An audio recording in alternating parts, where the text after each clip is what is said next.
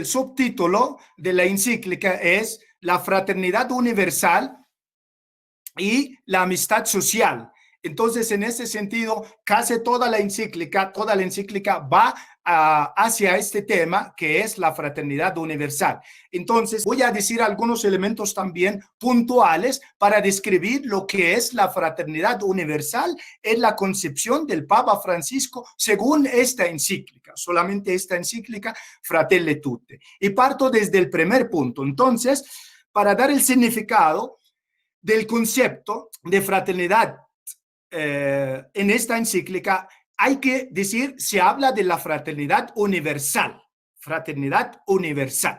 Y el primer punto es partir desde el hermano universal o el hermano de todos. Y aquí el Papa Francisco, en los numerales 1 y 2 y finales de la encíclica, presenta a San Francisco de Asís, el beato Carlos de Foucault y otros hermanos que no son católicos, como Martin Luther King, Tutu y Mahatma Gandhi, como los que vivieron la fraternidad universal y la que predicaron. Entonces, para entender la fraternidad universal, hay que partir desde el hermano universal y que se encuentra en concreto en estas personas. Pero yo diría que también hay que recordar que el hermano universal por excelencia para nosotros los cristianos es Jesús. Listo. Entonces, un segundo elemento de la fraternidad universal tiene que ver con una cosa fundamental que es la dimensión universal del amor fraterno. Entonces, la fraternidad universal no es algo distinto de la dimensión universal del amor fraterno. Y lo dice el Papa en el numeral 6. Si nosotros predicamos el amor fraterno, este amor tiene una dimensión, y esta dimensión universal, y este amor fraterno no puede ser solamente el amor local, sino tiene que abrirse también a la fraternidad universal, y la fraternidad universal parte de la convicción cristiana del amor también fraterno.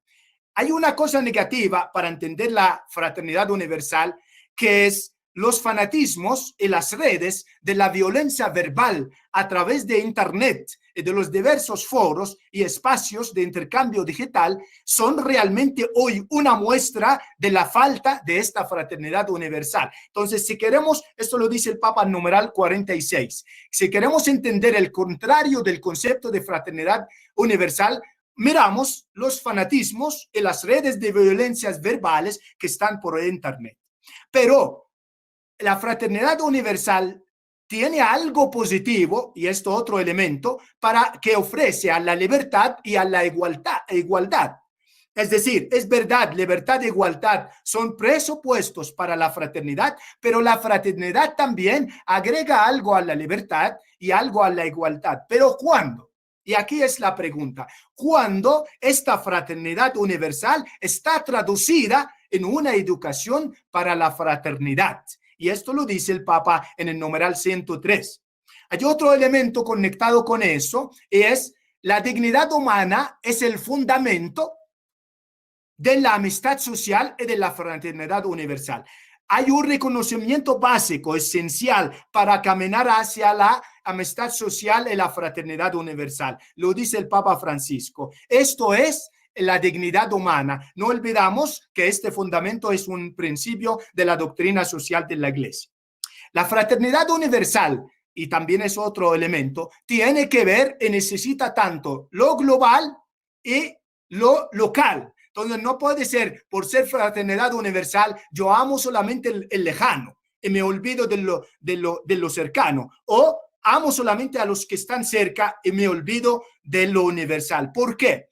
Porque sin lo global podemos caer en una mezquinidad cotidiana, pero al mismo tiempo, sin lo local, nos hace, lo local que hace, nos hace caminar con los pies sobre la tierra. Entonces, como dice el Papa al numeral 142, la fraternidad universal necesita tanto la dimensión local como la dimensión universal.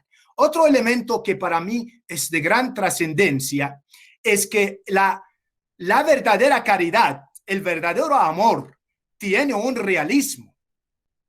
Es decir, el realismo de la verdad, de la verdadera caridad, es importante para esta fraternidad universal.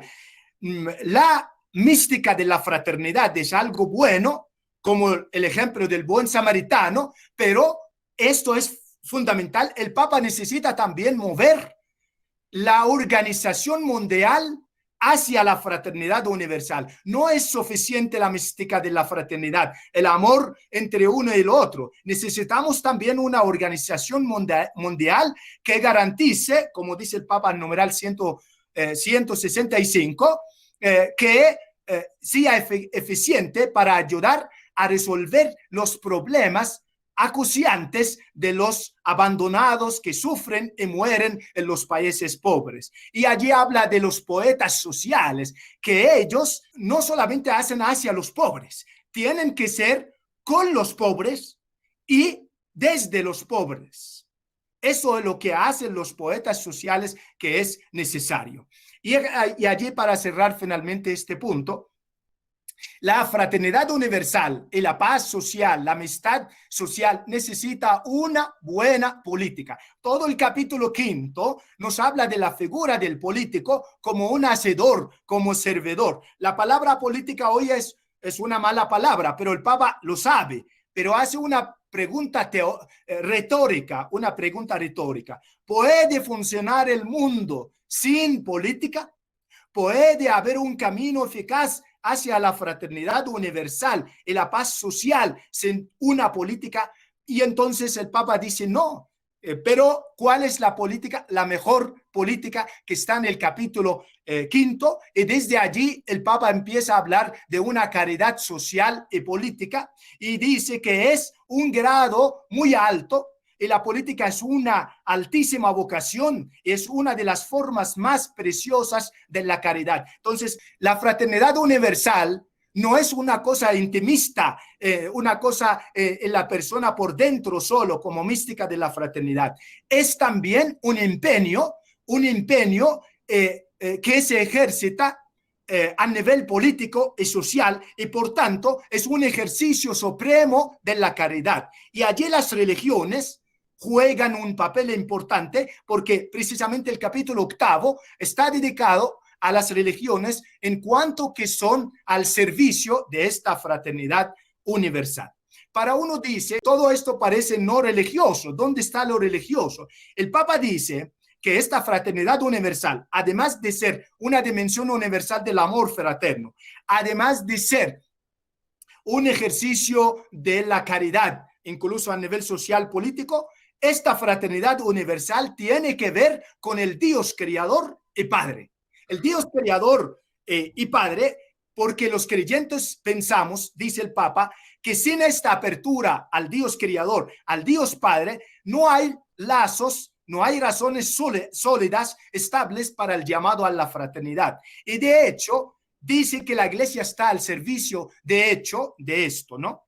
Y para decir la raíz propiamente cristiana de la fraternidad universal, el Papa no olvida de la música del Evangelio. El Evangelio de Jesucristo es manantial de la dignidad humana de esta fraternidad, y también María, y esta es la última cosa, María juega un papel importantísimo para la fraternidad universal a partir de su maternidad universal, y con eso dice que también la Mariología hoy puede servir a la Iglesia y al mundo. Entonces, para cerrar, la fraternidad universal es un concepto que parte de la dimensión del amor, el amor fraterno, y no se olvida de lo cercano y ni tampoco de lo lejano. No se olvida de la espiritualidad, de la interioridad, para usar un término de San Agustín, que es una interioridad abierta también al mundo. Entonces, y por eso yo creo que en estos términos